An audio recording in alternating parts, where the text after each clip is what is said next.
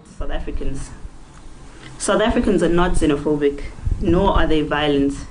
They have been patient with the government for far too long, and foreign nationals have abused our mercy and kindness, and it ends now. We know that we are the voice of the voiceless, the unemployed, the drug addicts, the women who are raped and trafficked every day from this country by foreign nationals, and we now say enough is enough. We have noted the energy that politicians, particularly those in government, have for calling for the state to unleash the brutality of the state on us, for demanding what belongs to us. Why do we not see the same energy against the criminal cartels that we already know we have in the country?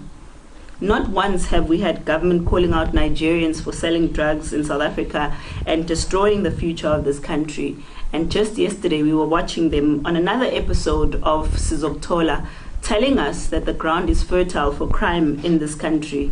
Yet we have not heard government calling them out. We have not heard government calling out Somalians and the people of Pakistan and Ethiopians and telling them to dismantle the cartels that they are running in our country, as well as the spaza shop mafias. We are aware that the executive is planning to unleash the army on us in June, yet they have dismally failed to remove the illegal immigrants from our shores. The prioritization of foreign nationals in South Africa is deeply appalling. South Africa is currently on the verge of a collapse. The economy is crumbling, there are no resources left for South Africans, and there's certainly not enough resources for foreign nationals. We therefore cannot allow this to continue while our people continue to suffer. The government has, in the 2026-2027 financial year, budgeted and allocated 292.8 billion rands for social grants. This confirms that many South Africans are dependent on social grants, which highlights the scale of urgency of the problem, because South Africa is a welfare state. Majority of foreign nationals that are in South Africa are not real refugees. These are economic migrants who have and continue to abuse our laws. They have taken over the informal economy, colluded with Home Affairs officials in creating fraudulent documents to bring their countrymen into our country.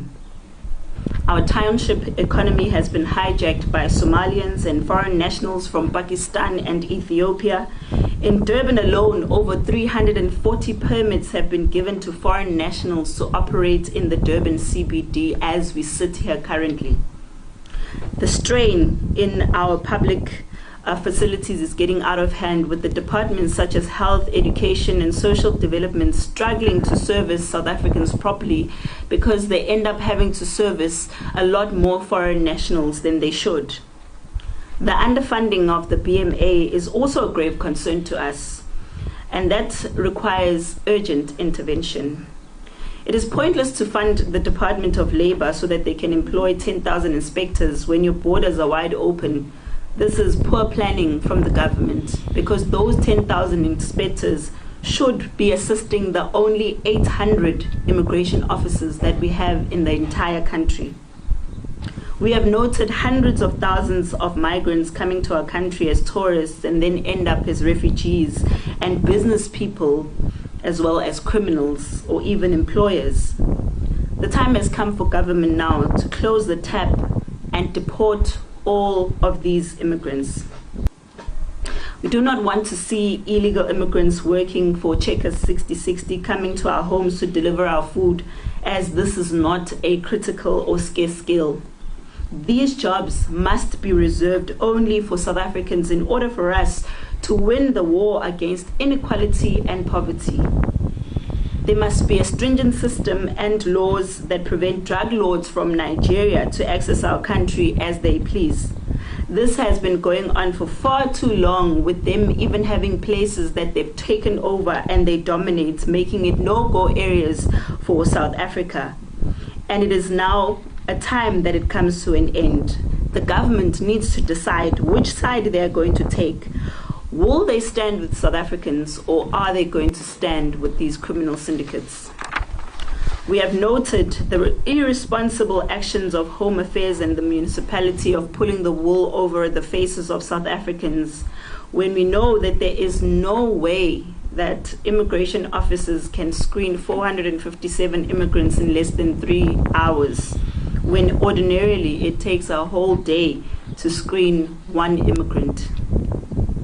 We are not going to surrender. South Africa is our home, and we have nowhere to go, and we will fight for the rights of South Africans here in South Africa. Going back to the township economy, the township economy contributes approximately 900 billion into the GDP of this country. This contribution is now shrinking due to the hijacking of our economy. The number of drug addicts has skyrocketed over the past few years, and the government has done nothing to turn around the situation. Even those famous NGOs that are now rushing to save the refugees are nowhere to be seen when it's time to help South Africans who are destitute and in need. We want to thank South Africans for chasing their country, for protecting their country. We have seen them rising from each and every corner, taking to the streets and on social media, fighting for their country every single day. And we call upon every single South African who's passionate and loves their country not to stop fighting until the end, because in the end, we will win, and very soon. We call upon professionals, churches, influencers, progressive politicians, traditional leaders, and every single South African to rise and take to the streets to clean our towns, save our children, and not rest until the end, until we win. We have a few demands that we have listed that we would like to put to our government. We call upon the government to stop granting and processing of all refugee applications within 14 days until the state has come up with an interim solution pending the process currently underway in respect of the white paper. Because currently there's no need for them to keep handing out refugee statuses when they know that their house is not in order. We call for the immediate and massive deportation of all illegal immigrants currently living in the country. And if they can force them to pay for their way back home, it'll ensure that they don't keep coming back. We call for the amendment of the law to enable the BMA to operate inland, because for us it makes no sense to say that the people that are allowing the people to come in and know how long they should be staying in the country are not allowed to come into the country and take them out when their time has expired. We demand for the transfer of all immigration officers to BMA and for this to be legislated. And of course, for the increase in the number of immigration officers in the country, because 800 really is a ridiculous number. We call for the urgent transfer of all border police to BMA, because currently what is happening, SAPS and BMA and SANDF are not working together at the borders to make sure that they are able to stop people from coming into the country due to who is calling the shots at the border at the time. So it's better to just have BMA be the ones that have their own resources and their own personnel working at the borders. We would like for the government to set a budget to build a secure fence and secure our country urgently as a matter of absolute urgency, because we know that currently our country is only operating at 25% capacity at our borders. We are calling on government to declare a state of emergency for illegal immigration that is currently happening in the country under the banner of this being an invasion of the country. We also would like to call for the legislation to pass laws to reserve township economy for South African small businesses only. And we call upon the President to address the nation in respect to the issues raised above before the 30th of June 2026. As our people want to take to the streets on the 30th of June 2026 if this issue is not addressed correctly. Mother Teresa once said, when a poor person dies of hunger, it has not happened because God did not take care of him or her.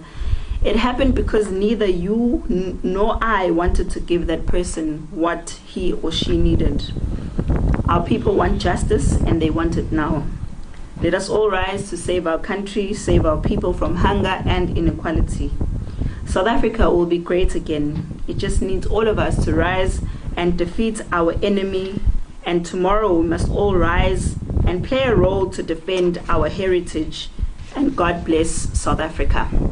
Traffic officers at the Polokwane Traffic Control Center intercepted 2 minibuses on the N1 bypass traveling from Zimbabwe towards Gauteng. On inspection, the first minibus carried 27 passengers, but only one had a valid passport.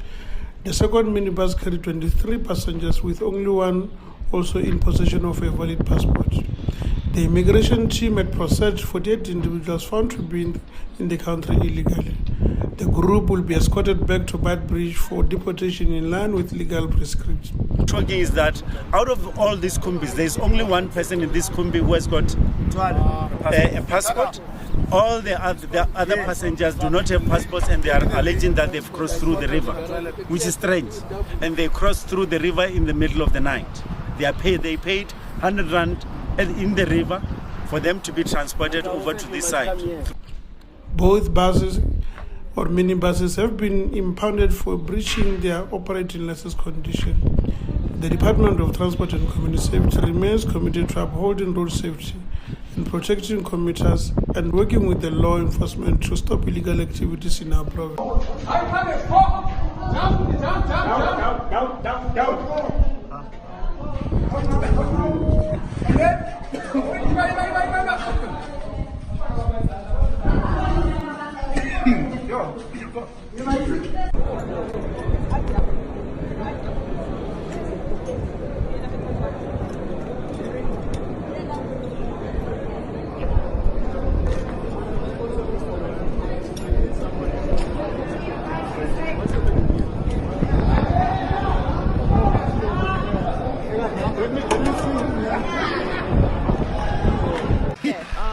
Yes, my lady, tell us, what is your name?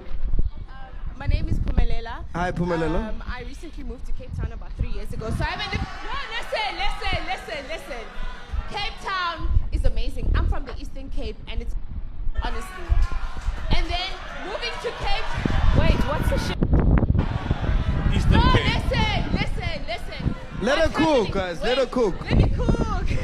What's happening in Cape Town right now is that the rand, when you compare it to the dollar or you compare it to the euro, it's a lot less. So a lot of foreigners are finding it that it's relatively inexpensive to live in Cape Town. And Cape Town is amazing for them. The quality of life. For them, Yeah. the quality of life. So that's why they're coming to Cape Town. So it's not even just about the jazz festival. These people are moving here, and some of them are even staying here illegally. So they come for 6 months holidays, and they're not going back, and they're not even being shy about it. And nothing is being done. That's why our rent, we live in Rondebosch, Claremont, and all these places, our rent is expensive because, you know why? Because there's an influx of people that can actually afford 16,000 rand a month for 54 square meters. Yeah. It's bigger, but we have to bear with it because there's people that can afford this lifestyle and we can't. But it is. So I've got a question. In the cities. I've got a question. Money. I'd like to ask them. It's bullshit, my nigga.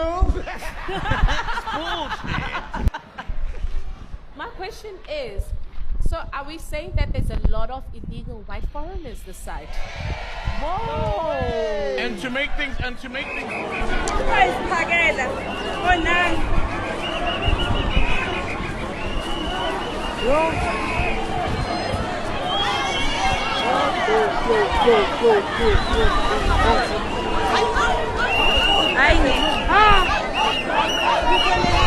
Hi, Bo.